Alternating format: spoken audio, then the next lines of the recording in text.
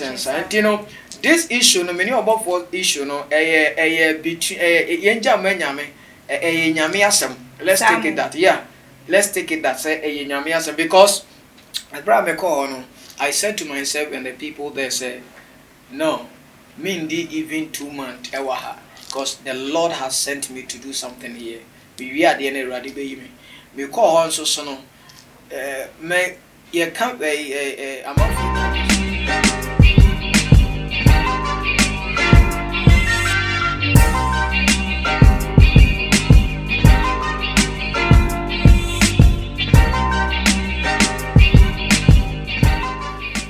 for any adofno mema obibia akwaba ede about too much GHS so Gano wahala jumede na ebre asose munuaba ekwesikapa enenso mede ebesumo sene ndane da yeye no na momnim se ensem de kootwi ekobrema aha ena wobenya ne dosopo na ebusuafo mote ya enra da ye de bebetu edwa emamu hu se eyeye nua bema Elisha Malope abrantie ya wokokoko kan ensem ewa abonten efa ye Reverend Obofo ehu ema Reverend Obofo so ede ne kokote ho nsensem ba ya chese ye te ya ene se ya be ya mano sentence said 12 months on concourse survey with hard labor enra da ye ne kasa ye ma wajitu mu se eyampa ye yinu a chese nimpomu boko na ensem no said ye na eba abonten na nya sa ena etiem wodi nchiremu eba nanso ene dey ya to ensa e de afre onu ankasa emu Elisha Malope no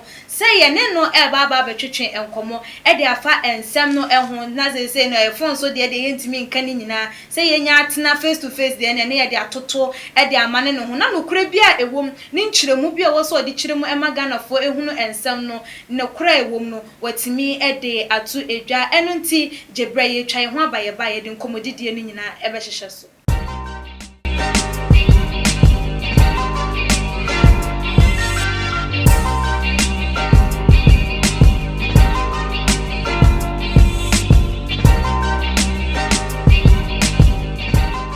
for me sanso emamo akwaba ebiemu se de midi kan no dada no Elisha Malope wono enete minsa benkum so aye ne no eba betwetwe enkomo edafa mrebi atwam ne nsem bi ode beto abonten chese chi wo ba abonten esa beka se enye no kre no na afi nioma ekooso ebiemu no watimi ede ni nyina atu edwa ede amaye se de meka ye na Elisha mama akwaba ba ye dwumadi yi eso Nyame adom me hoye na wonso Yesu adom Ederade ase ene de ye hu wanim ye hu wanim se de na ye tete ane ye kan nyina president maba Ederade ase ye monitor to ne ye fa bibia enkogu ye wonsem ba abonten fa ye nkomhya na ansem a obekan ye edifa Reverend Obofo ho se wo remma ewo a wo machirade ne hu intestines ne de ekeka hu wonim se asem wei eye entro na wo ba ya obekan de nti na ma wo kan sa anse na bra wonim se no kura bia eni Berazimi ni aba ni etiefo ahwefo amorhwe me too much ejumedie so eno kura so for Elisha nani bibiri bezo mu hume many years a ransom prison service or crown or a BBTS couple says almost physical because the Pago of what you imagine at the Paga Crackabia, but every me no could I ever say some no a contrane or social media said ya all kind I don't want to repeat it, but said ya all kind no. Well, but the can't cassa interview baby, I can say this issue no. Say ye kasa ye de ba honemu dia you totally mark me wrong say ububu me wrong but when it goes to the spiritual side dia onyankopon epeno eno na wo ye de warrior the fact is that although yes now I have no evidence to prove what I'm saying is true and it's in some way it was an allegation against my brother Anna made it tonoso but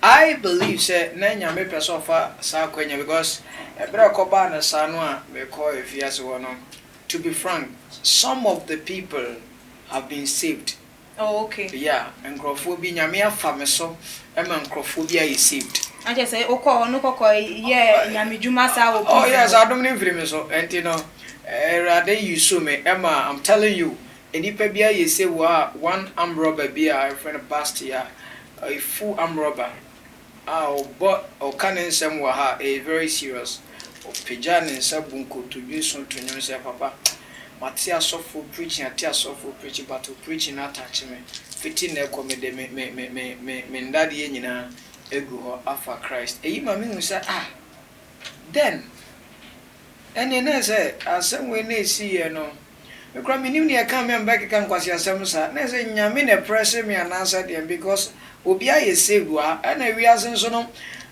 billions or trillions of dollars can never save anybody but the word of God nyame asem ne tumi segu and is a prison for ye ko yo mu nyina kura ba fia na se ye mu nyina sika se munyi sika we na munja kwasi asem mu di kura na enu nsegu ni but nyame asem ba kopa ifiri menu beto ono basti etumi repented there. What I was saying is a bunny spiritual side here is the word of God. You function nyame, but a bunny physical. If you back cassette here, me, you back cassette here or before. Dear, didn't make us if you cassette here before because a bright issue never no. Missa ever out. Every police or minia.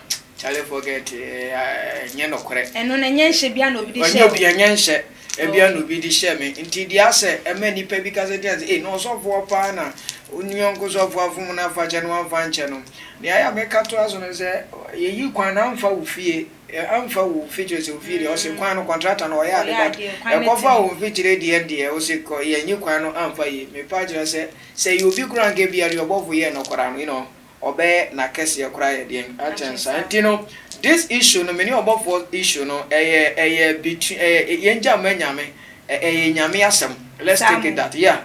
Let's take it that say a Yamiasam because I said to myself and the people there say, no, Mindy even 2 months ewaha because the Lord has sent me to do something here.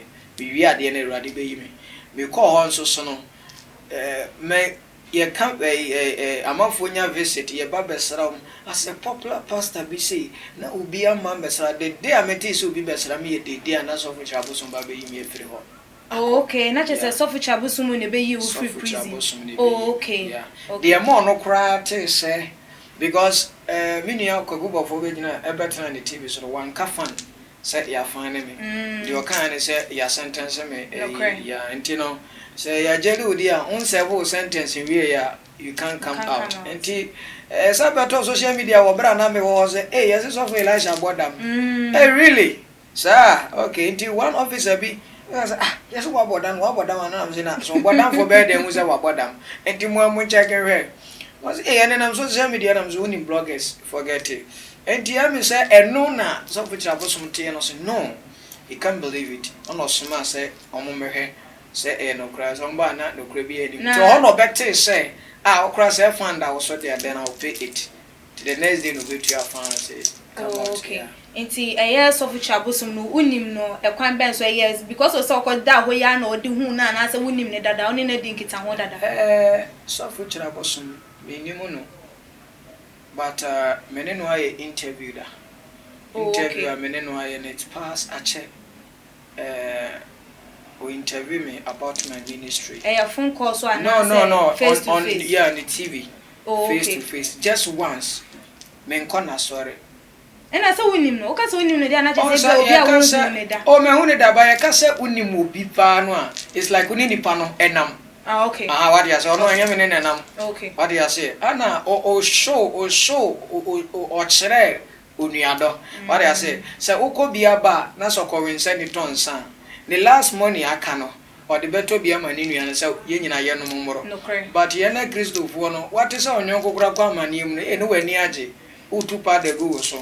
But what I'm trying to say is as of which some issue does as a minia so for I have to show concern what he has and you know Christianity would me adopt. That is what I can say. Yeah. No in kita ho dia woni nyanya say bia woni no say bia ni neto na monti no bebe no. Na boa na obo na conditions bia ni ho. Conditions say.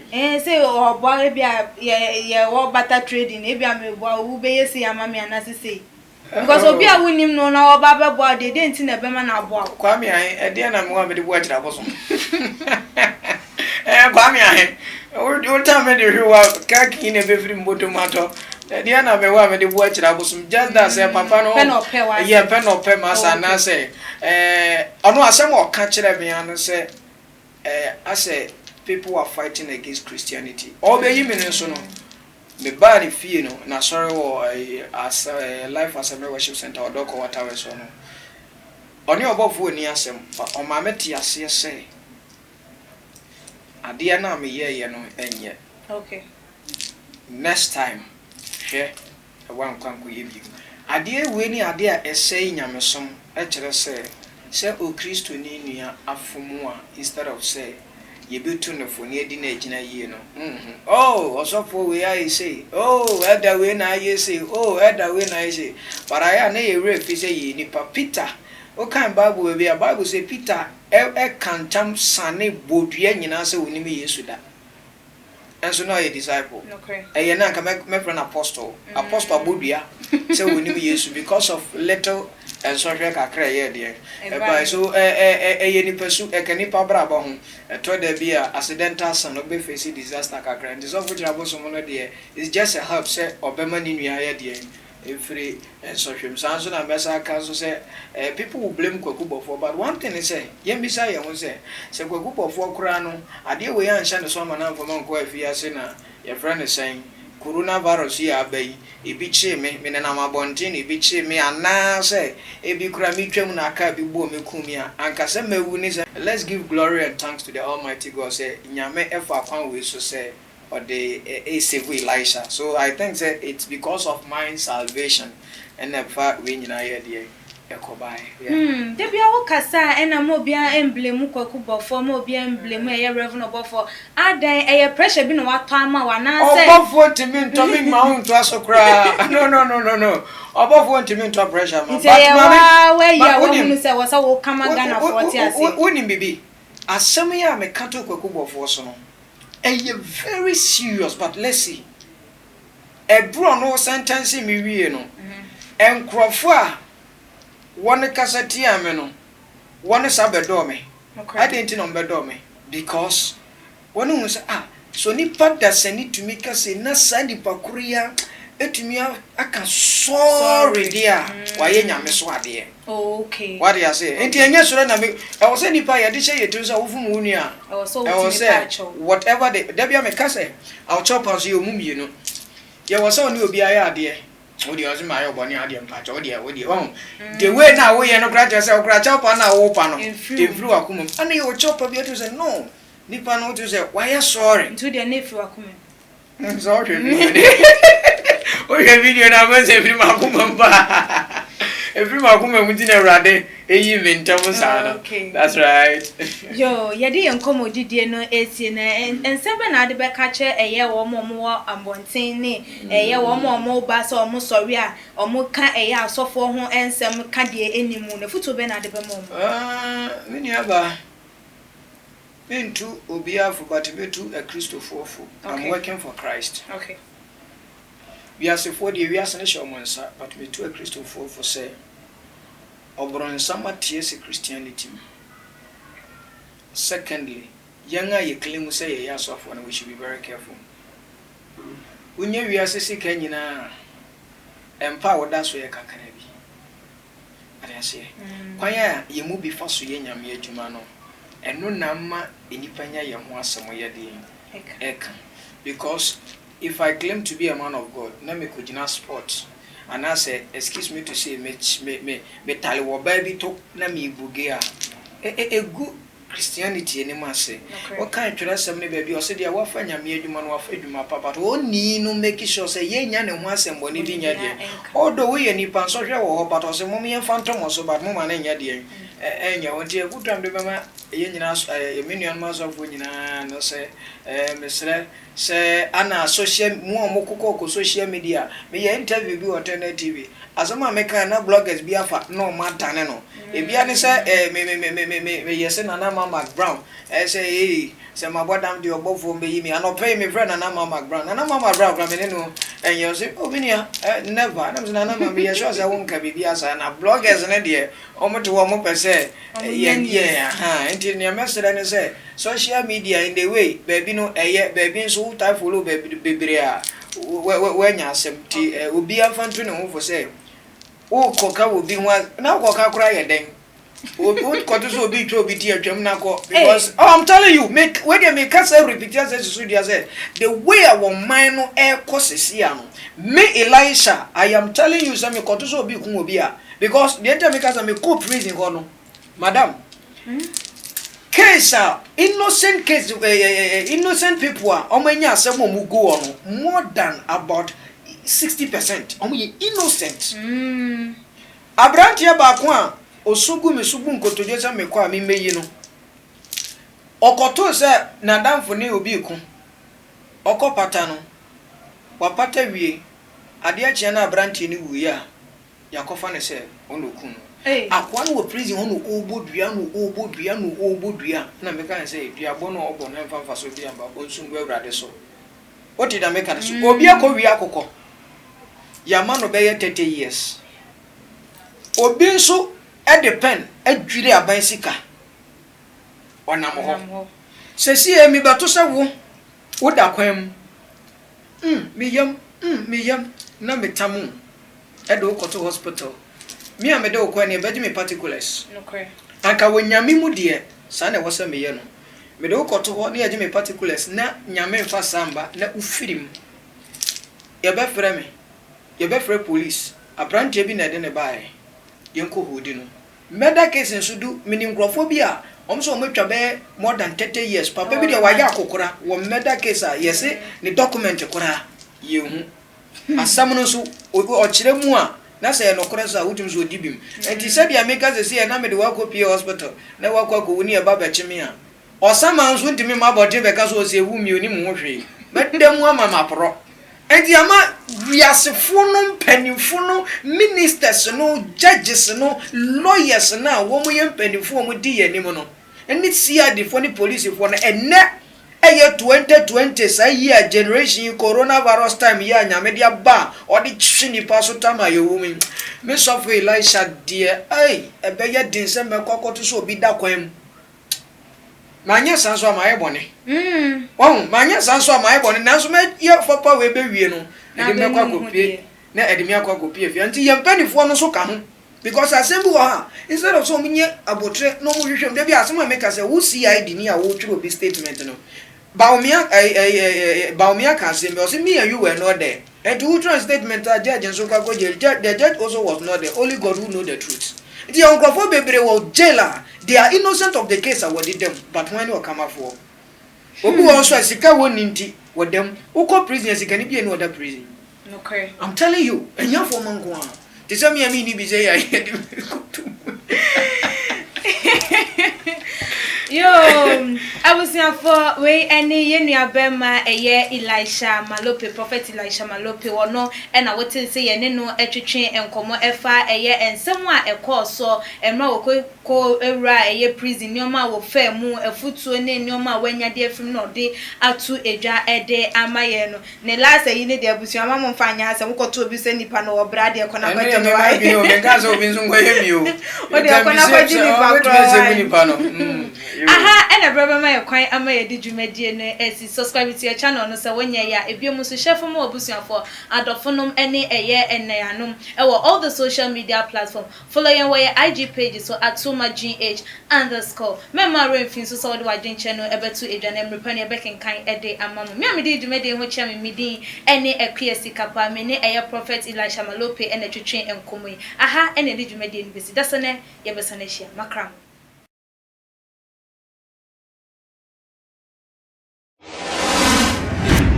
The major prophet kum chacha on say me catch was say bomoden na hwe too much GH on se me kan ye nyene bone pa ne kase ye pe wo wiase ya asondin ti na Adam wo hu nyame ye no nyam no wo hu ne ma bi a wo hwehwehwehwe e wo other place ni ade kat won na bomode ne behwe too much GH behwe ne subscribe bomode o behwe pe na wa ye subscribe o subscribe subscribe na subscribe na o subscribe a na wo benya ne ma pe a wo pe ne ma papa a wo pe ahwe nyame hira